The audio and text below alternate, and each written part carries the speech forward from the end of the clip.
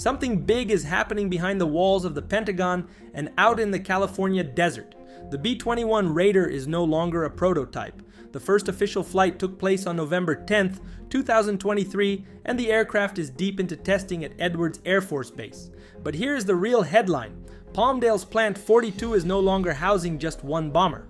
Multiple B-21 airframes are under wraps, guarded by heightened security, and open-source analysts are already tracking signs that a second Raider is preparing to fly. That means we are looking at the largest leap in American strategic air power since the Second World War. In a moment, we'll break down exactly what the B-21's first flight and the production surge behind it really means. The B-21 just crossed a line. It is no longer a paper project or a stage rollout. Flight testing is active, production is scaling, and an open architecture design is rewriting how modern bombers are built and used. From the public debut in December 2022 to the first flight in November 2023, and now to test runs at Edwards Air Force Base, the Raider is moving fast toward operational status. The mission promise is clear: a survivable, long-range, penetrating strike platform that brings U.S. power projection into a new era. Something unusual is happening at Plant 42. Satellite images show shelters filling up. Security has tightened. Aviation spotters report large, covered shapes being moved under canvas. These are not routine movements. They point to multiple B-21 airframes already on the ground. It is not only open-source observation. The Pentagon and program leaders have confirmed that the first B-21, designated T-1, is flying from Palmdale to Edwards for testing. General Thomas Bussier, Chief of Air Force Global Strike Command, has publicly hinted at the next test jet joining the program. The second Raider appears imminent. What the public sees today may be only the tip of a much larger production iceberg. If you're excited about America's bomber edge, type proud in the comments. While the B-21 is already flying and moving toward production, America's rivals are still behind. China's H-20 is widely assessed as a later entry that remains in development with no confirmed operational timeline. Russia's PAKDA has faced repeated delays and shows little evidence of near-term fielding. The difference is simple and decisive. The United States already operates a stealth bomber in the B-2 and is now fielding the B-21. That means hard-won experience in sustaining, deploying, and upgrading stealth bombers, not just building concept art or a single test article. Rivals may put prototypes in the air, but the United States is scaling a mature capability.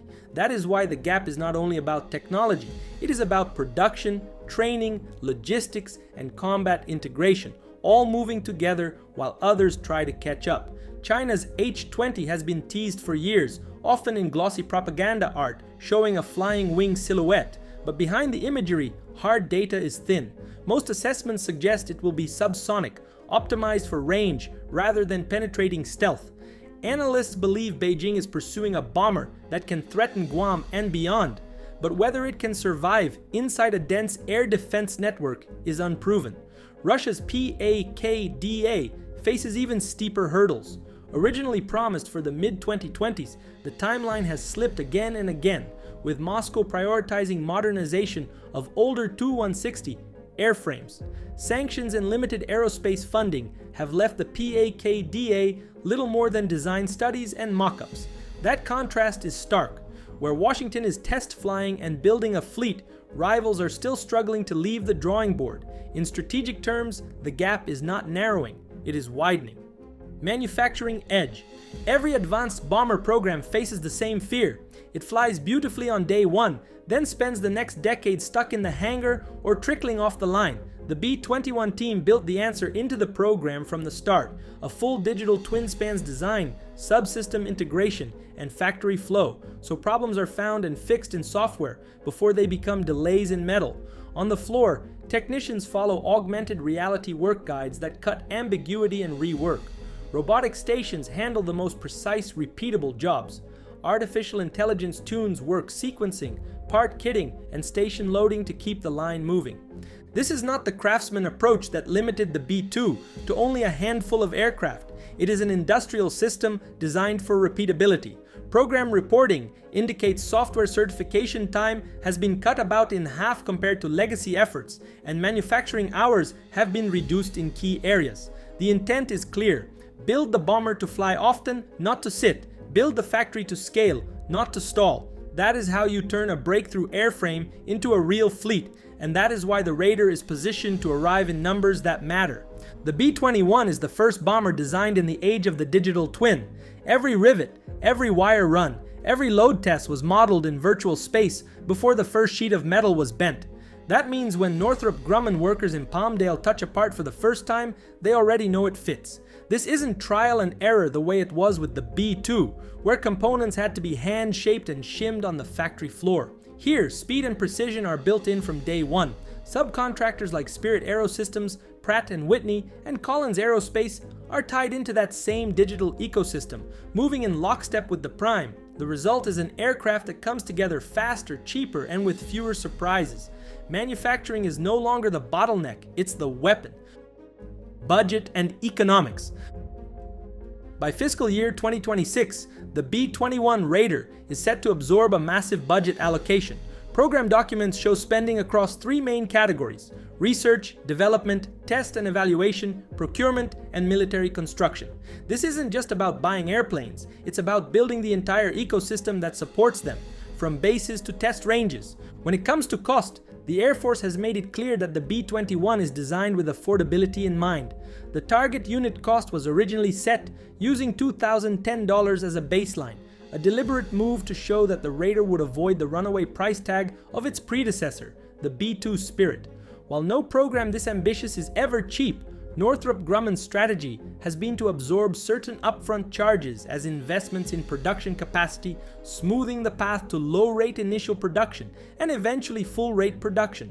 Congress watched this program like a hawk, scarred by memories of the runaway F-35 budget.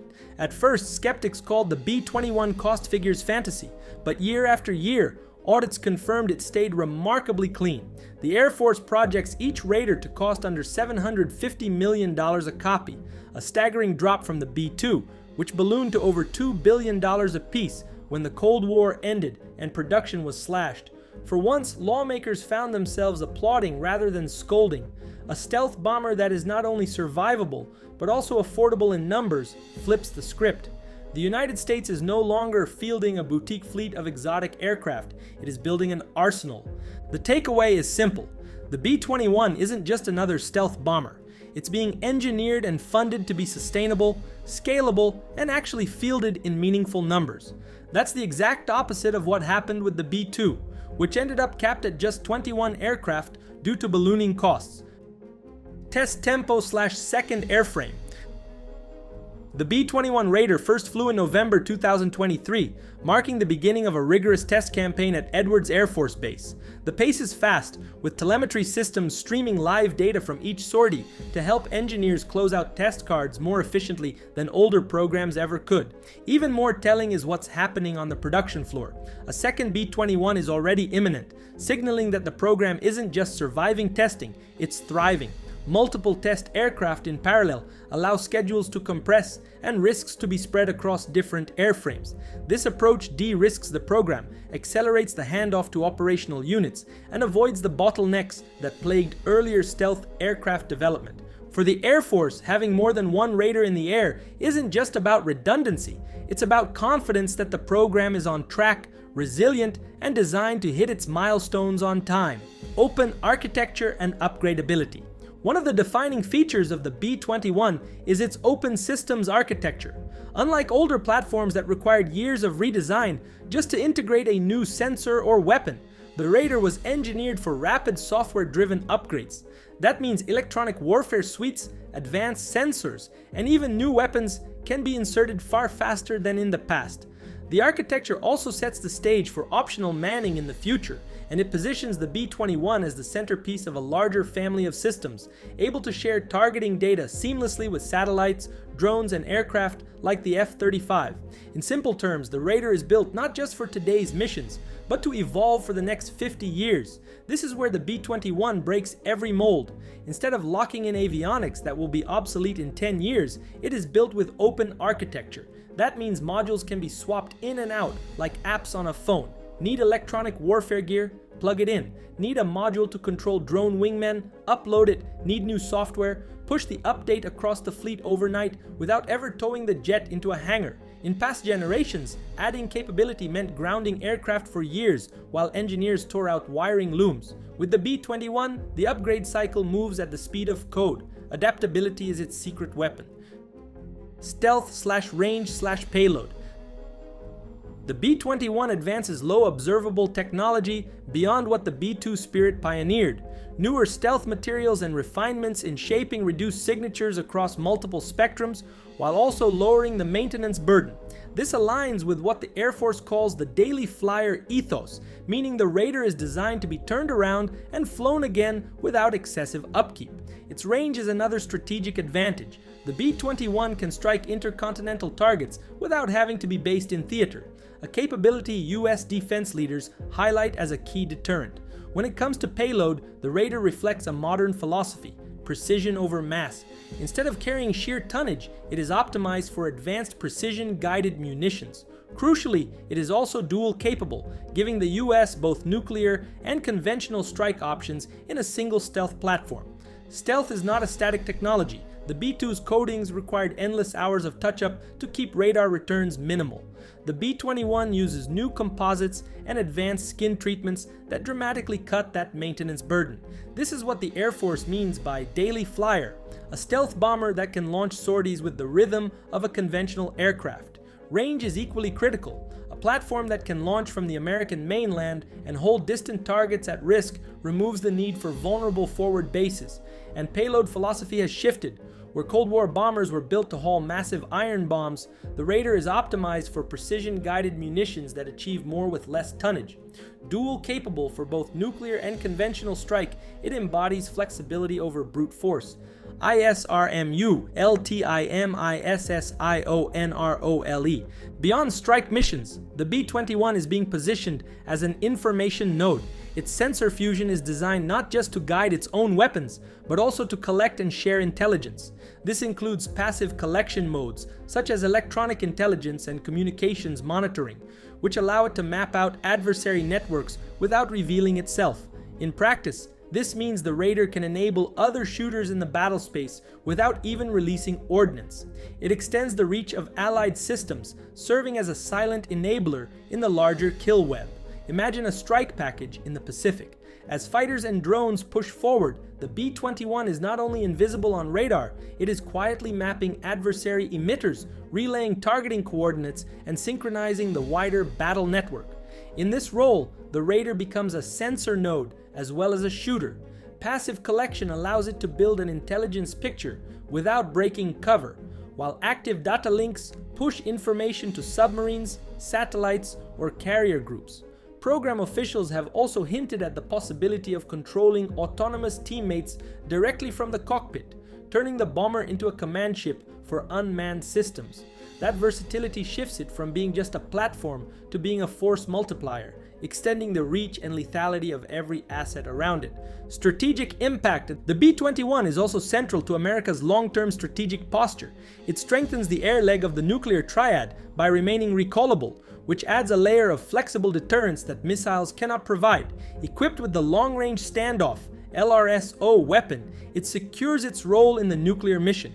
At the conventional level, the Raider provides long-range precision strike capabilities, able to penetrate advanced anti-access area denial networks, which are expanding across both the Pacific and Europe. A major debate around the program is fleet size. Analysts question whether the Air Force's stated requirement of at least 100 aircraft will be sufficient, given the need to cover simultaneous operations in both the Indo-Pacific and European theaters.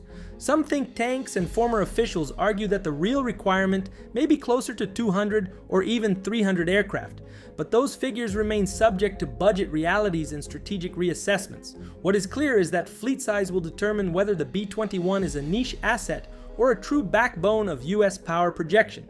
The debate over numbers is more than academic. Wargame after wargame suggests that in a peer conflict, losses and rotation cycles quickly thin a bomber fleet. A force of 100 may cover limited contingencies, but sustaining operations across the Pacific and Europe simultaneously could demand far more. Analysts at RAND and CSBA argue that 150 to 200 aircraft might be the real floor if Washington expects to deter two great powers at once. That scale of investment would reshape force posture, anchoring US strike power not just as a niche tool, but as a backbone capability. The unanswered question is whether Congress will commit to that scale, or whether the Raider risks repeating history as a boutique force stretched thin. Basing and training. Ellsworth Air Force Base in South Dakota will be the first main operating base for the B-21 Raider, and will also host the training mission. Whiteman Air Force Base in Missouri and Dyess Air Force Base in Texas are scheduled to follow, expanding the fleet's presence across multiple regions. Each site is undergoing extensive facilities upgrades, from specialized hangars to secure mission planning spaces, tailored to the unique requirements of the Raider program.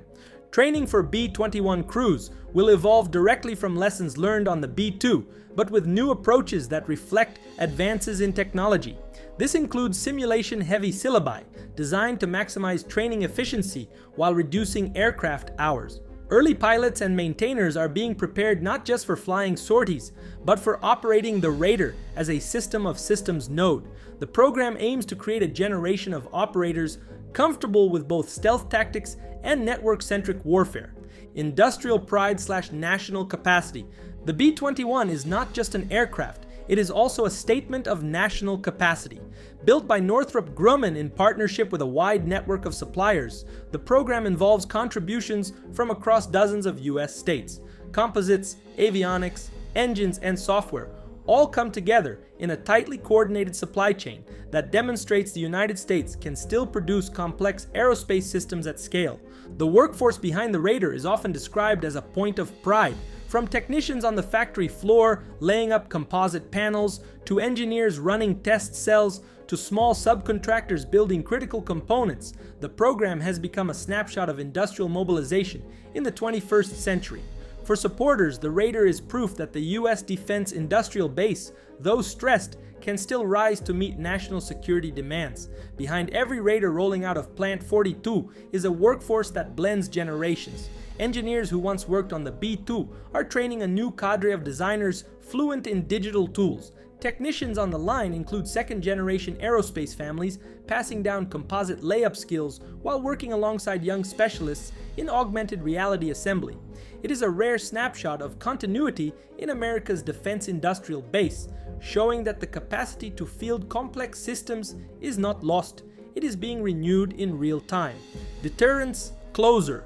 The B-21 is not just another bomber, it embodies the logic of peace through strength. Because it can strike anywhere, yet remain invisible and recallable, adversaries must always account for its presence. There is no sanctuary, no target beyond reach. Together with the modernized B-52J, the Raider anchors America's bomber force well into the 2030s and beyond. Thanks for watching. If you found this breakdown useful, make sure to like and subscribe. One question for you. What role should the B-21 play in the Pacific balance of power? Veterans and aviation enthusiasts, we want your perspective in the comments.